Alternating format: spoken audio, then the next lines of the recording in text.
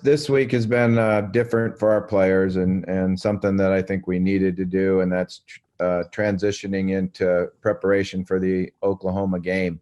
Up till Monday, most of the of camp has all been about ourselves getting better, installing offense, installing defense, working against our own looks and going ones versus ones and twos versus twos and just trying to make each other better. But Monday we started working on some preparation for the Oklahoma game, and I think it was a good change of pace for our players. I think they got excited about it, and so we've had some good practices, and it's been a long time. We've been on the practice field for a long time, so I think they're looking forward to preparing for a football game and doing the different things that we need to do as far as the in our preparation work and going about our practices a little bit different than we've been. How much did not having that scrimmage the other day hurt you guys? Because I know you were looking forward to seeing how the offensive line was going up against more full-speed defensive line. Yeah, I mean, it took away some of our contact and tackling and protection things that we wanted to see, but we're making it up over the week and getting in some live drills and some tackling drills. I think that's one of the things you always worry about in the first game of the year is your ability to tackle and getting guys to the football. So it's been a huge emphasis for us, but obviously not being able to get out there on Saturday night wasn't what we would wanted to do. Now, obviously, it was more than just about the team. It seemed like there was an excitement for you to be able to engage with the fans for the first time, kind of in a full football atmosphere. Just how disappointing was it to not get that opportunity?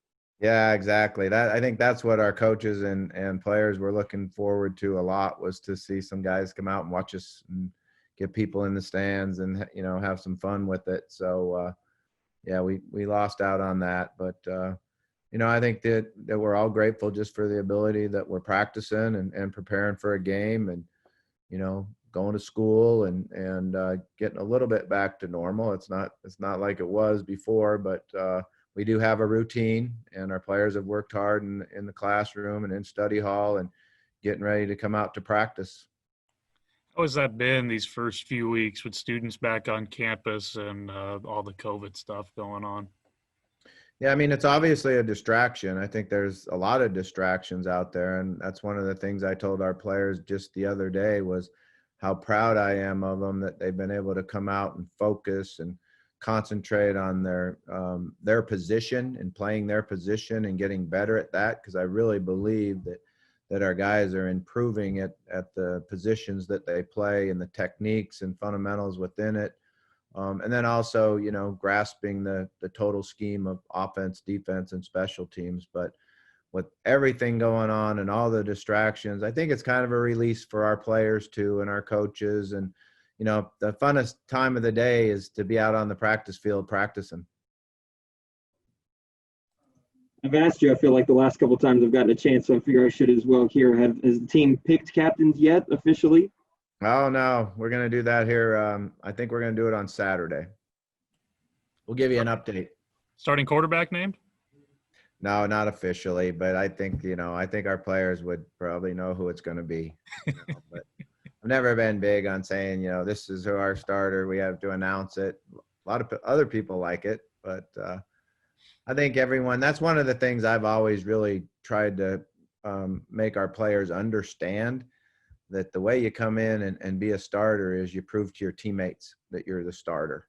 You go out and practice hard, you prepare like you need to prepare, you're coachable and you lead, and then you prove to your players, your teammates, who the starter is. And it always works out that way, just about at every single position.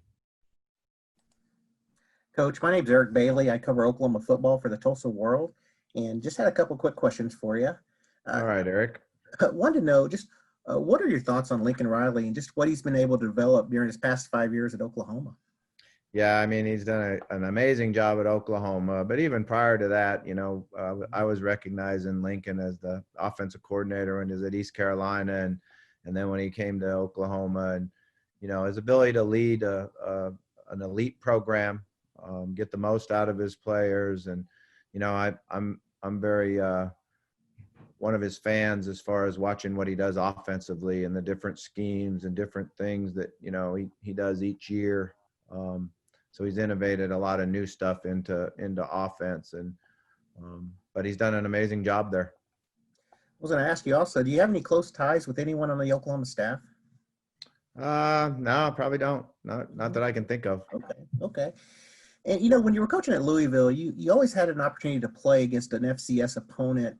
What was your message to those teams before those games, and how different will this message be going into a place like Oklahoma as an FCS team? Yeah, I think what we need to really focus on is trying to get better as the game goes on.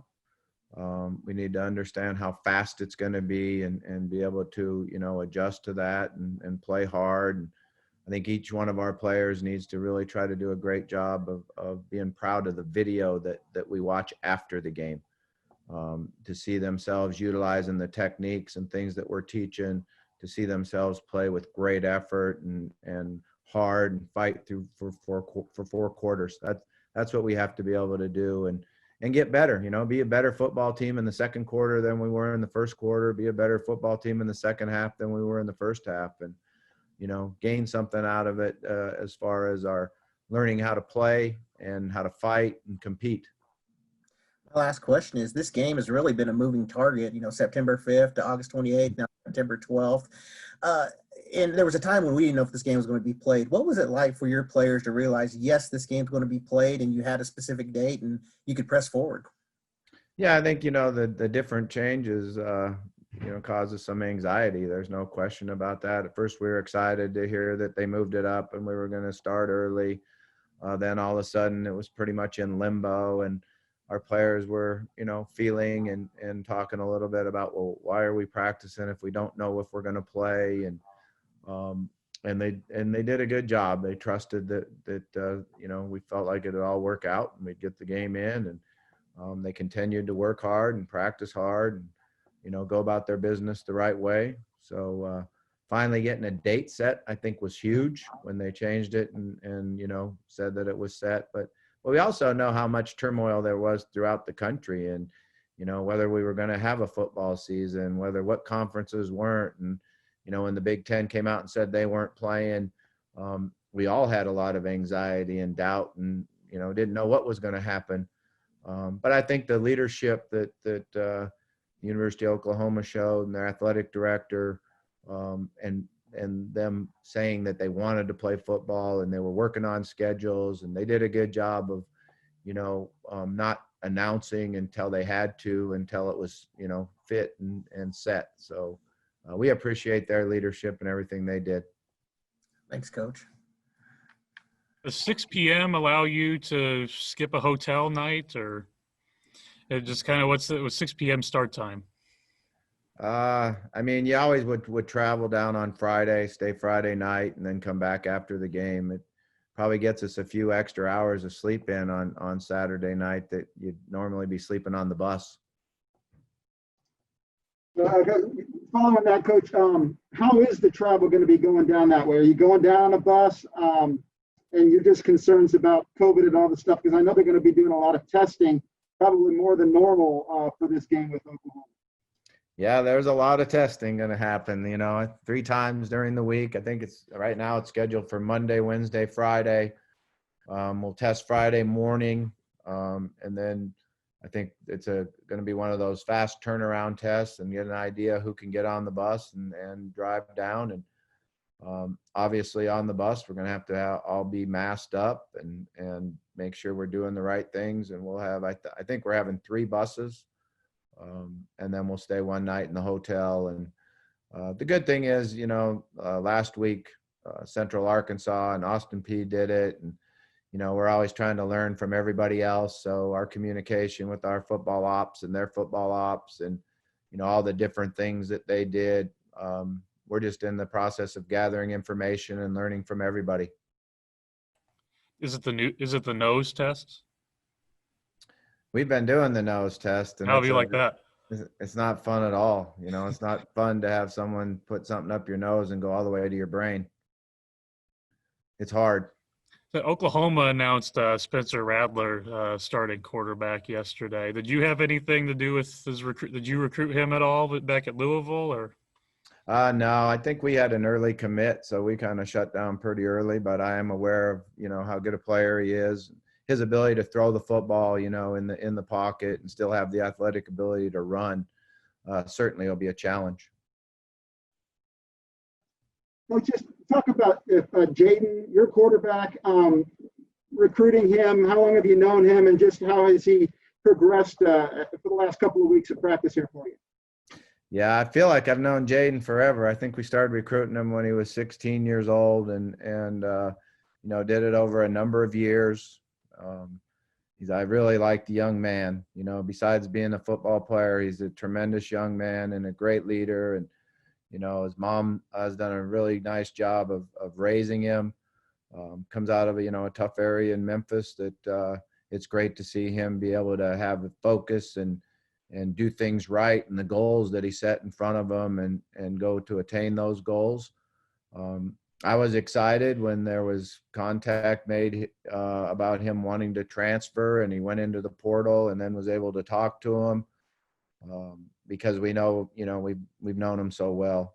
He's a really good talent. He can throw the football in the pocket. He can make all the throws you need to make. I kind of feel like we expect probably more out of him just because we've known him for years. And sometimes I forget he's just a freshman. This is his first time really running the offense and practicing the offense. But he's very impressive out there on the field, not only the way he plays, but the way he carries himself.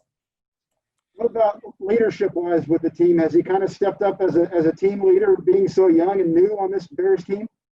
Yeah, I think that's the one thing that sometimes you wait to see how people take over the leadership role. Like there's sometimes when there's competition for starters and competition for who's going to compete, that you don't say, hey, you go out there and go with the ones, you go with the twos, you just throw the balls out and see who picks up the ball first and jumps in line.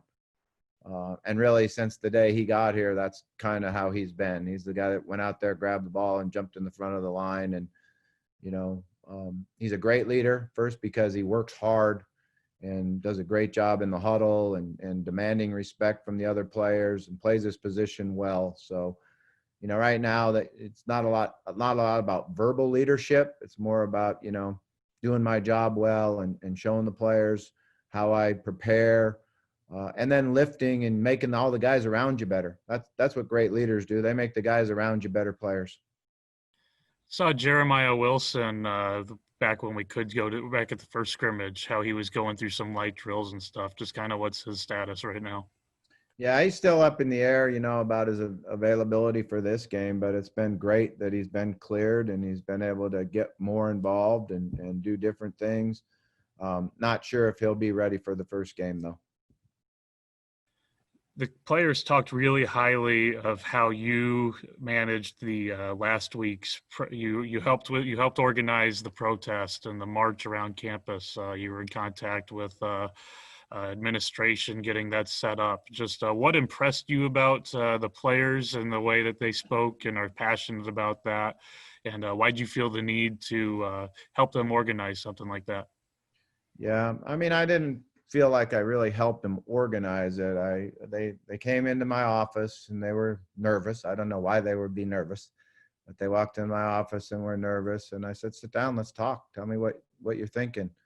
And they verbalized it, what they were thinking and what was going on throughout the country. I think, with social media and with Twitter, everybody sees what everybody else is doing.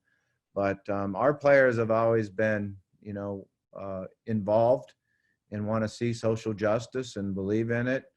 And I said, well, and that's what you're thinking of doing, well, let's do it right. So what I did was I said, if that's what you want to do, the first thing we should do is have you talk to the press and talk to Wyatt and everybody else in Springfield.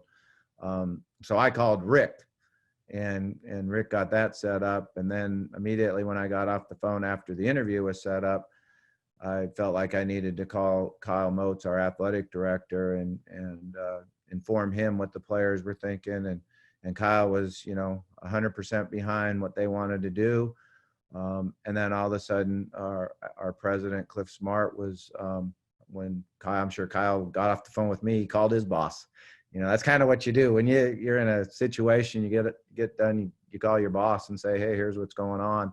And it was great that Cliff came out and showed his support for all athletics, because it ended up, our football players kind of started it, but it ended up being most of all the athletic sports were there.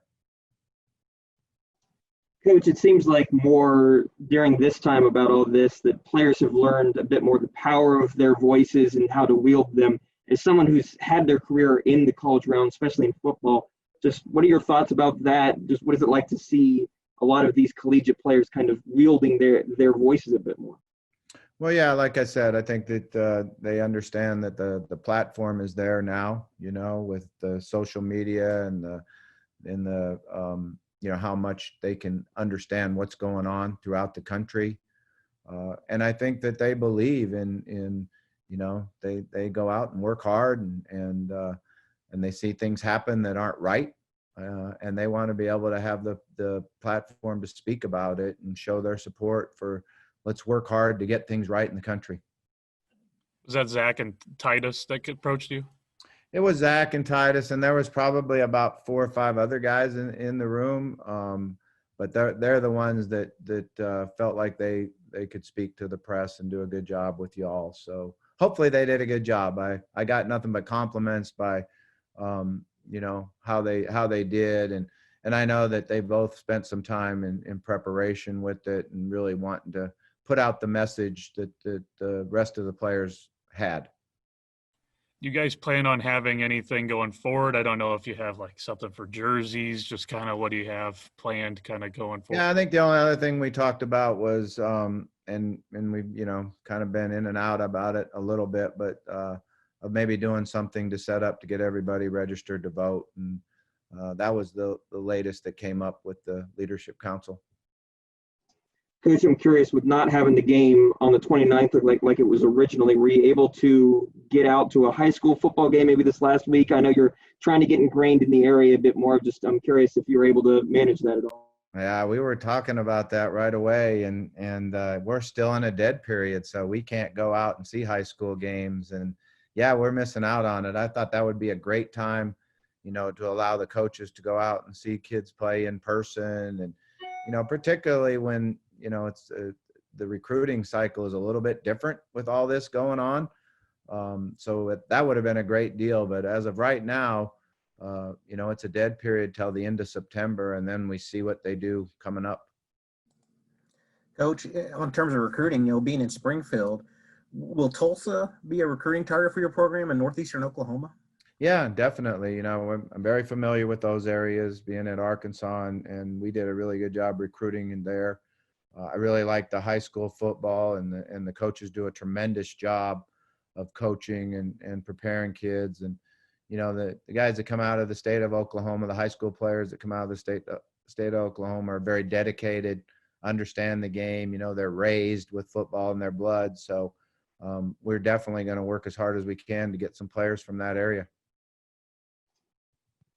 Coach, I was just going to ask you, health-wise, how are you going into this, I guess, week toward Oklahoma? Is everybody healthy? Do you anticipate having anybody quarantined, or what's your situation that way? Well, it's kind of been the daily deal, on what's going on, who's in and out of quarantine, and our guys are working great at it. I think it's really hard on some kids when they're sitting there for 14 days because they were a primary contact.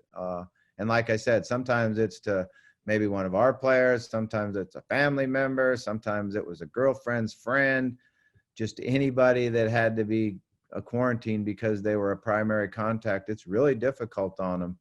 And, we're fortunate that our athletic department is working hard on the mental health of all of our students and student athletes, because that is a concern. There's no question about that.